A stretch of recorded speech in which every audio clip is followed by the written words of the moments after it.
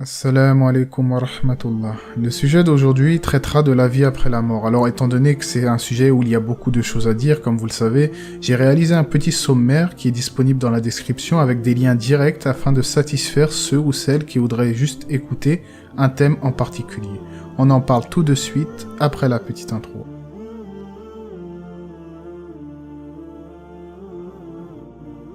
Chapitre 1, la mort. Alors, la mort, c'est une fatalité. Chacun le sait, que ce soit un musulman ou non, et aucun d'entre nous ne peut y échapper. Dans 20 ans, dans 6 mois, peut-être même demain, tout le monde sait que la mort peut arriver de manière imminente et personne ne peut la repousser. Personne ne peut repousser ce terme décrété par Allah. Allah dit en ce sens: « Ô vous qui avez cru que ni vos biens ni vos enfants ne vous distraient du rappel d'Allah, et quiconque fait cela, alors ceux-là sont les perdants. Et dépensez de ce que nous vous avons octroyé avant que la mort ne vienne à l'un d'entre vous, et qu'il dise alors: Seigneur, si seulement tu m'accordais un court délai, je ferais l'aumône et serais parmi les gens du bien. Allah cependant n'accorde jamais de délai à une âme dont le terme est arrivé. Et Allah est parfaitement connaisseur de ce que vous faites. » Allah nous dit également que toute âme va goûter à la mort. Allah chargera donc à l'ange de la mort de prendre ton âme et de la sortir de ton corps. Puis après cela, il y aura des anges qui vont arriver, les anges de la miséricorde ou du châtiment, qui vont récupérer cette âme et se charger de la suite. Mais ça, nous y reviendrons un peu plus tard. Chapitre 2, la réalité de l'âme. Il faut savoir que l'âme n'est pas constituée d'une substance matérielle, d'une substance physique, elle n'est pas matérielle. Elle monte, elle descend, elle se sépare du corps, mais elle est imperceptible. On pourrait se demander d'ailleurs où se trouve l'âme dans le corps, et la réponse est qu'elle n'a pas d'endroit spécifique, elle circule en la personne un peu comme la vie elle-même. En effet, la vie dépend de l'âme.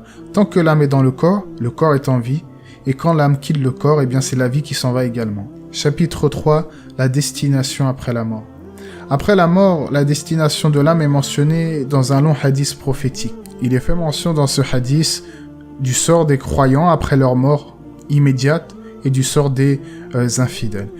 Dans le hadith, il est dit que, selon le prophète sallallahu alayhi wa sallam, lorsque le serviteur croyant approche de l'au-delà et de la fin de sa vie ici-bas, des anges avec des visages tels le soleil descendent à lui, amenant un linceul et du parfum du paradis. Il s'assoit aussi loin de lui que ne porte son regard.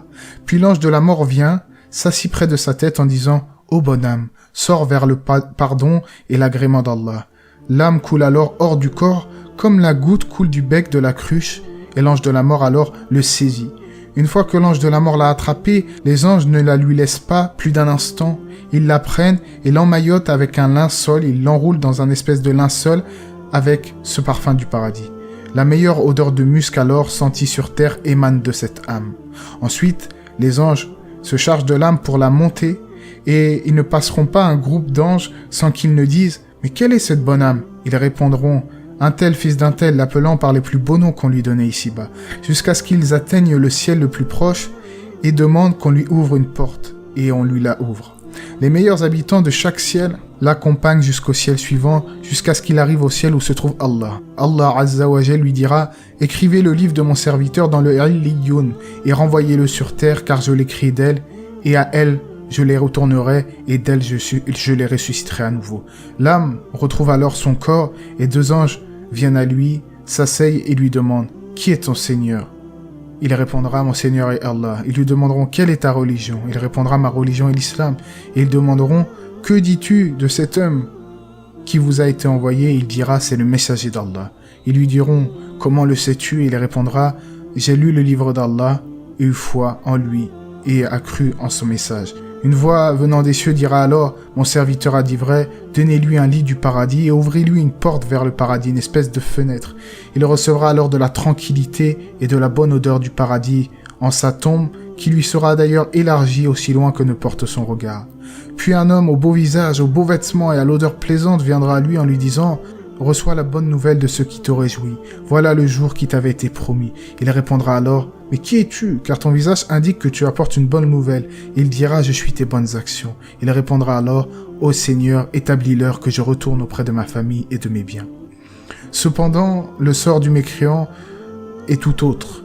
Le mécréant qui mourra et qui se dirigera vers l'au-delà à la fin de sa vie, eh bien, ce sont des anges au visage noir qui vont descendre à lui, amenant un habit de bure. Ils s'asserront auprès de lui aussi loin que ne porte son regard, puis l'ange de la mort vient, s'assit près de sa tête en lui disant « Ô mauvaise âme, sors vers la colère et le courroux d'Allah ». L'âme se dispersera alors dans le corps et l'ange de la mort va l'extirper comme lorsqu'on extirpe une aiguille épineuse d'une espèce de pelote de laine mouillée. L'ange de la mort va le saisir et les anges ne vont pas lui laisser ne serait-ce que l'espace d'un court instant. Ils vont la prendre et ils vont l'enrouler là aussi dans des habits de bure.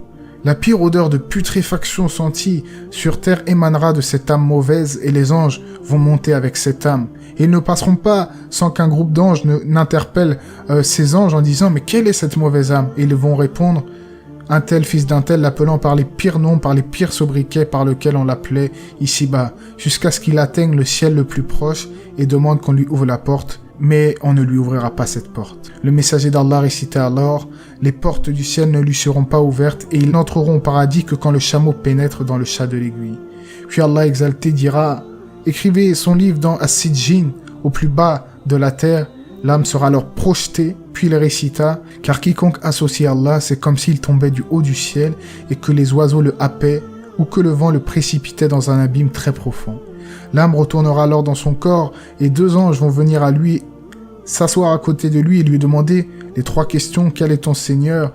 Quelle est ta religion? Quel est ton prophète? Et là, ils ne pourront pas répondre. Ils n'auront pas le cœur à répondre. Ensuite, il lui sera donné un lit de l'enfer et on lui ouvrira une porte, une fenêtre vers sa destination finale qui sera l'enfer.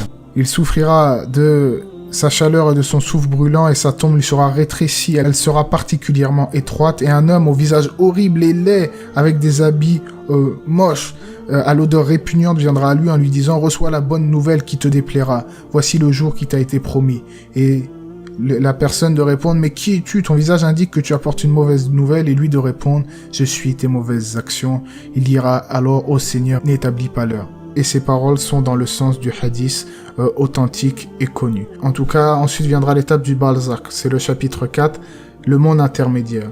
Avant le jour de la résurrection, les âmes seront, si vous voulez, en attente dans leur tombe. C'est un peu un lieu de transition entre cette vie d'ici-bas et de dunya et la vie de l'au-delà, al-akhira. Les lois qui vont régir ce monde intermédiaire seront évidemment différentes de tout ce que nous avons connu sur Terre. Donc, certaines âmes seront en attente, comme nous l'avons dit, dans leur tombe, c'est ce que nous connaissons, mais d'autres âmes seront au plus haut degré de l'Eliyoun, comme par exemple les messagers d'Allah.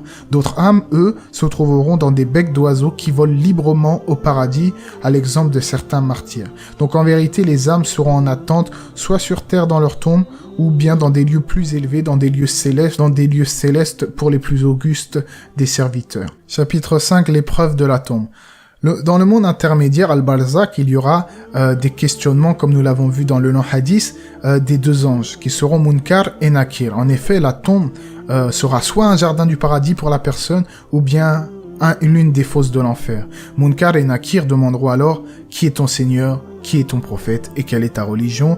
Le croyant qui aura vécu alors sur l'islam et la piété, eh bien sera facilité à répondre à ces questions. Il répondra en effet correctement, à contrario de celui qui aura été mécréant, rebelle et pervers envers son Seigneur et à qui une funeste destinée lui sera préparée, eh bien cette personne-là n'aura pas le cœur de répondre. Même si au niveau théorique, certains mécréants connaissent ces réponses ici-bas, eh bien là, ils ne pourront pas répondre. Les hypocrites, en effet, ne pourront pas mentir. Et celui qui aura bien répondu, sa tombe sera élargie, ses bonnes actions se matérialiseront, comme nous l'avons vu, en un bel homme qui lui annoncera de bonnes nouvelles, tandis que les infidèles seront sujets à toutes sortes de tortures, et un homme mauvais, qui sera la matérialisation de leurs mauvaises actions, apparaîtra devant eux. C'est pour cette raison qu'il est très important pour le musulman de chercher refuge auprès d'Allah contre le châtiment de la tombe, et cela à chaque fin de prière, à la fin du 2e tashahhud, comme il est rapporté du prophète sallallahu alayhi wa sallam qui a dit dans le sens « Lorsque vous avez complété le tashahhud final, recherchez refuge auprès d'Allah contre 4 choses, le châtiment de l'enfer, le châtiment de la tombe, la fitna, l'épreuve de la vie et de la mort, et la fitna, l'épreuve du Dajjal. » Récapitulons, pour synthétiser, il existe 3 types de demeures, celle d'ici-bas, ad-dunya, celle du monde intermédiaire, al-Barzakh, et celle de l'au-delà, al-Akhira. Chapitre 6, le jour de la résurrection, Yawmul Qiyamah. Appelé aussi Yawmuddin, le jour de la rétribution, Il est appelé aussi Yawmul Asra, le jour des remords, Yawmul Jam, le jour du rassemblement, Yawmul Hisab, le jour des comptes, Yawmul Khulud, le jour de l'éternité, Yawmul Khuruj, le jour de la sortie entre guillemets des tombes, ou bien comme dans certaines sourates connues de Juz Amma, Al-Qari'a, c'est-à-dire le fracas, le son de la trompe, la stupéfiante, la bouleversante, etc. C'est ce jour fatidique où les gens se redresseront des tombes, sortiront des tombes, seront ressuscités devant leur Créateur, nus et incirconcis. La croyance au jour de la résurrection n'est pas facultative, c'est un des 6 piliers de la foi du musulman. Nous avons déjà vu cela, il me semble, dans la vidéo que j'ai faite sur le long hadith de Djibril. Ce jour-là durera, comme il est connu, 50 000 ans. Cependant, il est rapporté authentiquement du prophète que ce jour-là sera allégé pour celui qui aura été croyant au point qu'il sera plus léger qu'une prière prescrite. Donc cela est relatif en fonction des individus qui seront jugés. Parce que certains pourraient se dire, évidemment, 50 000 ans, en tout cas de ce que nous avons de perception du temps ici-bas, eh bien, évidemment, c'est très très long. Il est rapporté également que les gens seront ressuscités nus, incirconcis, comme nous l'avons vu, et que le soleil se rapprochera d'eux à tel point que certaines personnes seront submergées de par leur sueur en fonction de leurs actions. Les lois, évidemment, comme nous l'avons vu, de la physique ce jour-là seront différentes de ce que nous avons connu ici-bas. Il est important de les préciser parce que certains renient certains hadiths parmi ceux qui ont innové en religion, qui ont cherché, qui n'ont pas réussi, si vous voulez, à comprendre que, eh bien, la raison ne contredit pas les textes. Et eux, selon eux, ce qui contredit la raison, selon leur faible compréhension, eh bien, il faut rejeter cela. Alors, comme nous l'avons vu, les lois seront différentes et ils ne peuvent pas imaginer ce qu'il va se passer dans l'au-delà puisqu'ils n'ont jamais été dans cette vie-là. Donc, cela est à rejeter. Ceux qui rejettent les hadiths en fonction de leur compréhension, eh bien, cela n'est pas convenable. Cela n'est pas convenable tant que le hadith est authentique. Chapitre 7, les comptes. Allah rappellera à chacun sa rétribution pour ses actes et aucune âme ne sera ce jour-là lésée. L'opprimé, par exemple, reprendra ses droits vis-à-vis de l'oppresseur, car l'injustice au jour de la résurrection est ténèbre, comme il est dit dans le sens du hadith. Allah fera également reconnaître à son serviteur ses péchés qu'il a commis en privé. Quant aux mécréants, leur compte ne comprendra pas la pesée des bonnes actions et des mauvaises actions, car par définition, eh bien, ces bonnes actions seront inexistantes. Il sera juste énumérer leurs actes afin qu'ils les reconnaissent. En effet, les œuvres de ceux qui ont renié l'islam ne sont que vanité et ne vaudront rien, elles seront caduques. Quant aux mécréants ceux qui ont vécu en autarcie, qui n'ont pas reçu le message de l'islam, ces gens-là seront éprouvés par Allah qui leur dira « entrez dans le feu ». Ceux qui, avec soumission envers leur Seigneur, vont décider de se soumettre à cet ordre, eh bien, iront au paradis. Quant à ceux qui refuseront d'obéir, eh bien, ces gens-là iront en enfer. Revenons au jugement des musulmans. La première chose sur laquelle le serviteur sera interrogé, c'est la prière. Si la prière obligatoire est défectueuse, eh bien des œuvres surérogatoires qu'aura fait le serviteur viendront compenser les lacunes des actions obligatoires, de la prière obligatoire, Chapitre 8, le livre des comptes. Puis viendra la réception du registre des actions, car comme vous le savez, vous avez tous 2 anges ici-bas, on a tous 2 anges ici-bas, qui notent les bonnes actions et d'un autre côté les mauvaises actions. Eh bien, bienheureux sera le croyant qui aura reçu son livre, son registre dans la main droite au jour de la résurrection, et malheureux sera ceux qui ont reçu leur livre de registre dans la main gauche. Chapitre 9, la pesée des actions. Allah dit dans Surat Al-A'raf, « Et la pesée ce jour-là sera équitable. Donc celui dont les bonnes actions pèseront lourd, voilà ceux qui réussiront. Et quant à celui dont les bonnes actions pèseront léger, eh bien voilà ceux-là qui auront causé la perte de leurs âmes parce qu'ils étaient injustes envers nos enseignements, comme dans le sens du verset. Les actions, en effet, seront pesées sur la balance. Il est à noter que les actions facilitent certes à acquérir l'agrément d'Allah, mais au niveau de la finalité des choses, c'est seule la miséricorde d'Allah qui va trancher sur l'entrée ou non au paradis. Aucun d'entre nous, en effet, n'entrera au paradis par ses œuvres, comme il est dit dans le sens du hadith, mais c'est par la miséricorde d'Allah. Alors, cela ne doit pas nous décourager à œuvrer, car le croyant doit œuvrer pour chercher l'amour, la satisfaction d'Allah, qui évidemment, plus le serviteur va faire preuve de dévotion, d'amour et de suivi de l'islam, plus son Seigneur va l'aimer. Donc que personne ne soit leurré, tout ça pour dire que personne ne doit être leurré par la la grande quantité de cette bonnes actions, ou à contrario qu'une personne ne soit pas désespérée parce qu'il fait beaucoup de mauvaises actions, il doit bien évidemment chercher à s'améliorer, mais il doit toujours se rappeler que c'est Allah qui va trancher, et c'est sa miséricorde qui au final fera que tu entreras au paradis et en enfer, et cela également afin que la personne qui fait des péchés ne désespère pas de la miséricorde d'Allah et essaye de se rectifier, de chercher à craindre plus son Seigneur, et à contrario de celui qui fait des bonnes actions ne soit pas trompé par ses bonnes actions en prenant les autres de haut et en pensant que c'est bon, que c'est un pieux, masha'Allah, alors que toutes bonnes actions qu'il va faire, eh bien, il devra remercier Allah et dire non, mais ce n'est pas de moi, c'est grâce à Allah, alhamdulillah. Et toutes mauvaises actions qu'il va faire, eh bien là, il devra demander pardon à Allah et ne blâmer que sa propre âme. Chapitre 10, la traversée du pont Sirat. Parmi les événements connus des musulmans au jour de la résurrection, c'est la traversée du pont Sirat, qui sera un pont jeté au-dessus de l'enfer. Tout le monde y passera, que ce soit les anciennes ou les nouvelles générations. Et chacun, si vous voulez, sera facilité à passer sur ce pont en fonction de ses œuvres. Ce pont, qui sera étroit, aura en plus des crochets à même de saisir certaines personnes qui le mériteront. Certains traverseront alors à la vitesse de l'éclair le pont, d'autres à la vitesse du vent, d'autres à la vitesse d'un cheval au galop, tandis que d'autres traverseront cela à la vitesse d'une course à pied, d'autres en marchant, et d'autres iront jusqu'à ramper pour atteindre l'autre extrémité, et d'autres évidemment seront attrapés et jetés en enfer. Chapitre 11, le bassin. Le bassin est une rivière qu'Allah aura accordée au prophète sallallahu alayhi wa sallam, et elle sera abondante de biens. La Ummah du messager d'Allah aura le droit de s'en approcher au jour de la résurrection. Les gobelets qui seront dans ce puits seront aussi nombreux que les étoiles dans le ciel, et il est rapporté en ce sens que les apostats et les innovateurs en matière de religion seront repoussés de ce bassin béni. Chapitre 12, l'intercession.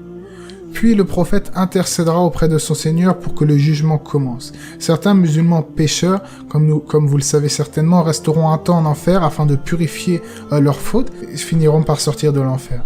Certains dont les bonnes actions seront égales à leurs mauvaises actions, ça sera moitié-moitié, eh bien eux iront attendre avec les gens d'Al-Araf. Ça sera considéré comme les gens d'Al-Araf, et ils attendront dans un lieu intermédiaire que nous avons détaillé d'ailleurs dans une de mes vidéos que je mettrai en lien à la fin de cet audio. Chapitre 13, le paradis et l'enfer. Allah dit dans Surat Al-Intifar, les bons seront certes dans un jardin des délices et les libertins seront certes dans une fournaise. Pour ceux qui veulent plus de détails sur la réalité du paradis et de l'enfer, qui veulent voir ce qu'il y a en enfer en détail, au paradis en détail, j'ai fait également 2 autres vidéos qui seront disponibles à la fin de cette dernière. Je vais mettre les liens afin que vous puissiez y retourner. En tout cas, j'espère que cela vous aura été bénéfique. C'était un résumé, je ne suis pas entré dans les détails de chaque thème afin que cette vidéo soit une seule et même vidéo qui ait une espèce de cohérence chronologique. En tout cas, je me suis basé sur ce qu'ont dit les savants musulmans en ce sens. J'espère que cela vous aura été profitable. Allah c'est mieux, et que la paix et les bénédictions d'Allah soient sur le prophète, sa famille et ses compagnons.